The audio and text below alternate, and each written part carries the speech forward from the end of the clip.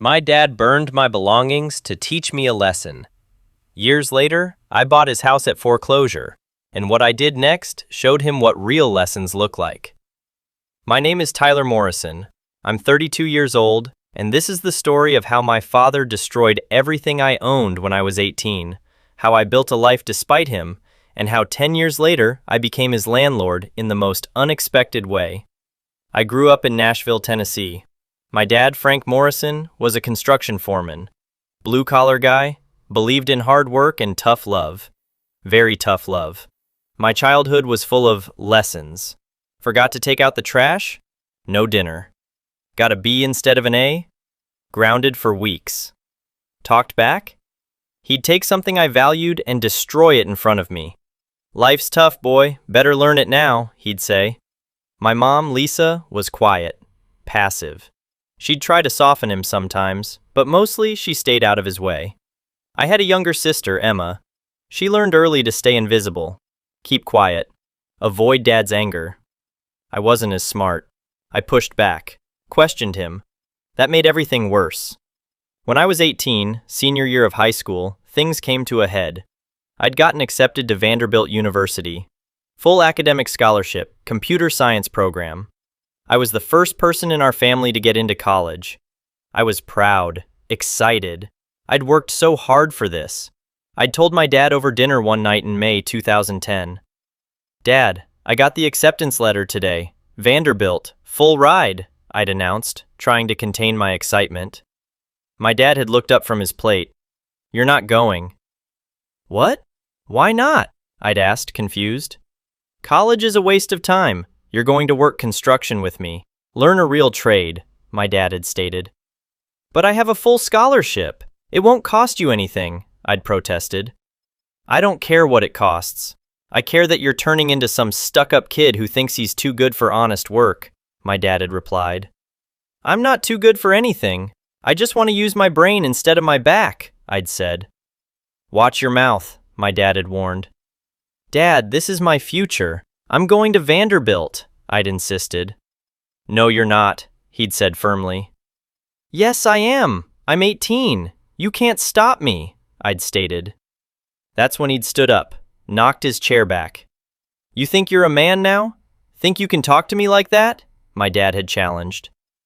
"I'm just trying to explain," I'd started. Get out of my house, tonight," my dad had ordered. "Frank, please," my mom had tried to intervene. "Stay out of this, Lisa," my dad had snapped at her. I'd gone to my room, started packing.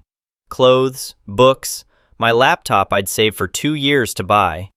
My dad had followed me, watched me pack. "What are you doing?" he'd asked. "You told me to leave. I'm leaving," I'd replied. "You're taking my stuff," he'd observed. "This is my stuff. I bought most of it with money from my job at Target," I'd pointed out.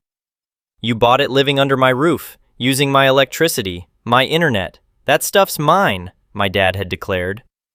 "Dad, this is my laptop. I need it for school," I'd protested. He'd grabbed it out of my hands. "Not anymore." He'd walked out of my room. I'd heard him go downstairs, out the back door. I'd followed him, found him in the backyard. He'd started a fire in the metal burn barrel we used for yard waste. He'd thrown my laptop into the fire. "Dad, no!" I'd shouted, running toward him. He'd held me back. "You want to disrespect me? This is what happens." He'd gone back inside, came out with more of my things. My books, my guitar I'd saved a year to buy, my clothes. All of it went into the fire. "Stop, please!" I'd begged, trying to grab things. He'd pushed me away. "You think you're going to college to become some computer nerd? Let's see you do it without this." My mom had stood at the back door, watching, crying, but she didn't stop him. Emma had been upstairs. I'd seen her face in the window, terrified. Everything I owned had burned that night. 10 years of my life, gone. When the fire had died down, my dad had turned to me. "Now get out, and don't come back until you're ready to apologize and do things my way," he'd said calmly. I'd left with the clothes on my back, nothing else. I'd slept in my 1998 Honda Civic that night, the one car they'd let me keep. The next morning, I'd called my friend Jason. "Can I stay with you for a while?" I'd asked. "Yeah, man, what happened?" Jason had replied. My dad happened. I'd lived with Jason's family for 3 months. His parents had been kind. Let me stay rent-free while I worked and saved. I'd deferred college for a year, worked 2 jobs, saved every penny, started at Vanderbilt in fall 2011, lived in the dorms, worked campus jobs, took out minimal loans. I never spoke to my dad again. Changed my number, blocked him on everything. My mom would call sometimes. "Your father misses you. He wants you to come home." "He burned everything I owned, Mom. Everything," I'd remind her.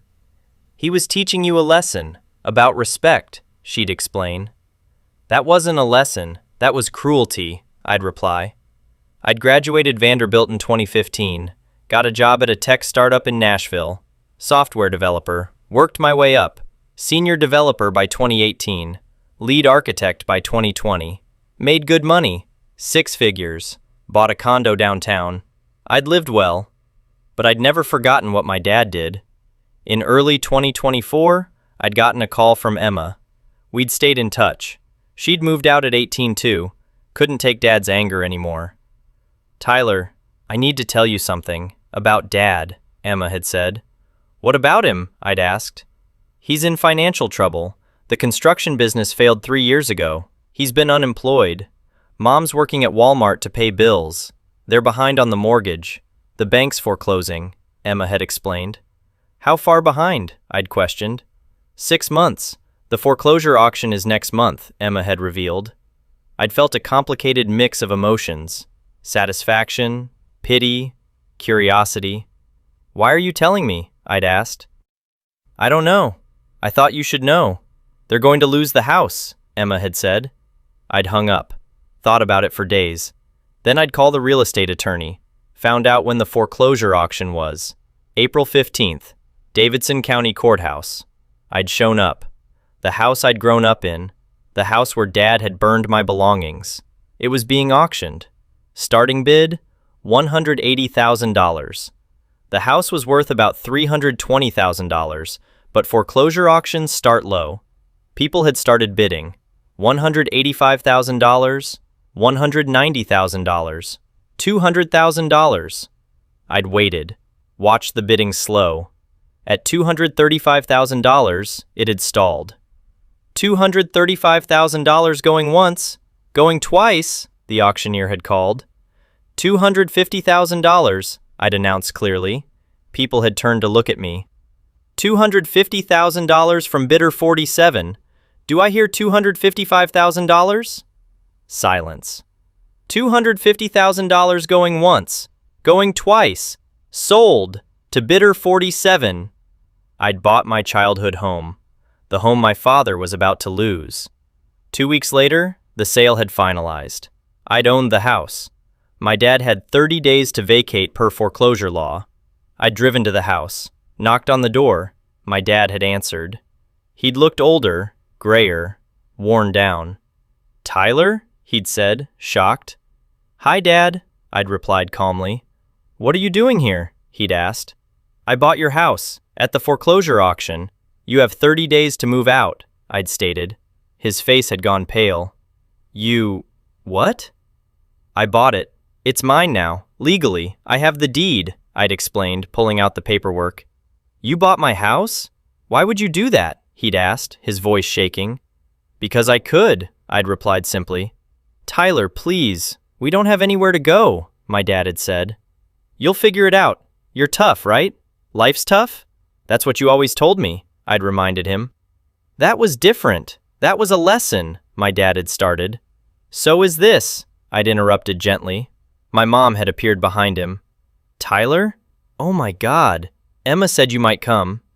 "Hi, Mom," I'd said. "Did you really buy the house?" she'd asked. "Yes, but Mom, I need to talk to Dad. Alone," I'd told her. My dad and I had gone to his truck in the driveway, sat inside. "Why are you doing this?" my dad had asked. "Do you remember what you did to me when I was 18? I'd questioned. "I remember," he'd admitted quietly. "You burned everything I owned. My laptop, my books, My guitar, everything. To teach me a lesson about respect, I'd recounted. I was trying to make you tough, trying to prepare you for the real world, my dad had explained. No, Dad. You were angry that I wanted something different than what you wanted for me, and you punished me for it, I'd corrected. I made a mistake. I see that now, my dad had conceded, his voice breaking. It took you 14 years to see it? I'd asked. I was too proud to admit it, too stubborn. Your mother kept telling me to reach out, to apologize. I never did, he'd confessed. And now I own your house. Ironic, isn't it? I'd observed. Are you going to make us homeless? Is that your revenge? My dad had challenged. No, I'd said, pulling out another set of papers. I'm going to offer you a deal. What deal? He'd asked warily. I'm turning this house into a rental property. You and Mom can stay, as tenants. Rent will be $1,200 a month. That's below market rate. But there are conditions, I'd explained. What conditions? My dad had pressed. 1. You pay rent on time, every month, no exceptions. 2. You maintain the property, keep it in good condition. 3. You respect that I'm your landlord, not your son. This is a business arrangement. If you break any of these rules, you're evicted. No second chances, I'd outlined. That's it? We can stay? He'd asked, surprised. You can stay. But Dad, I'm not doing this for you. I'm doing it for Mom. And for Emma, who asked me to help. You? You'll have to live with the fact that your son owns the house you couldn't keep, I'd stated. My dad had been silent for a long moment. Then he'd started crying. I'm sorry, Tyler, I'm so sorry. For what I did, for how I treated you. I was wrong. I was cruel. I destroyed your things because I was scared of losing you. Scared you'd go to college and never come back. And you didn't. But that was my fault, not yours, my dad had said through tears. I'd sat there, watching him break down. Part of me felt vindicated. Part of me just felt sad. I accept your apology. But Dad, an apology doesn't erase what happened. It doesn't give me back what you took. But maybe it's a start, I'd told him. Thank you, for not leaving us homeless. For being a better man than I taught you to be, my dad had said. I learned what kind of man to be by watching what kind of man not to be, I'd replied honestly. Over the next year, my parents had paid rent on time. My dad had gotten a job at a hardware store. My mom had kept working. We'd slowly rebuilt some kind of relationship. Not father-son, more like acquaintances. People who shared history, but were starting over. My dad had tried to make amends. Small things. Birthday cards, texts checking in, offers to help when I needed something fixed. I'd appreciated the effort, but I'd never forgotten. The house became a symbol of how far I'd come, of how far he'd fallen, of how life has a way of balancing things out. Today, I still own the house. My parents still live there. They're good tenants. My dad and I talk occasionally. It's cordial, respectful, but distant. Emma visits them. I see her separately. Some relationships can't be fully repaired, and that's okay. Here's what I learned. Cruelty in the name of lessons is still cruelty. My dad thought burning my belongings would teach me respect. Instead, it taught me that some people will destroy what you love to maintain control. That's not love. That's abuse. I also learned that success isn't revenge, it's freedom. I didn't buy my dad's house to hurt him. I bought it because I could, because I'd built a life despite what he did. That's true power. Most importantly, forgiveness doesn't require reconciliation. I've forgiven my dad for what he did, but that doesn't mean our relationship is fixed. Some damage is permanent, and accepting that is its own form of peace. Some fires burn bridges, others forge strength. Know the difference. If this story touched your heart, hit that like button and tell me which country you're watching from. I love hearing from all of you. Subscribe to the channel so you never miss these powerful stories about overcoming hardship, setting boundaries, and understanding that the best revenge is a life well lived. New story every single day that will make you think, feel, and connect. See you in the next one. Take care.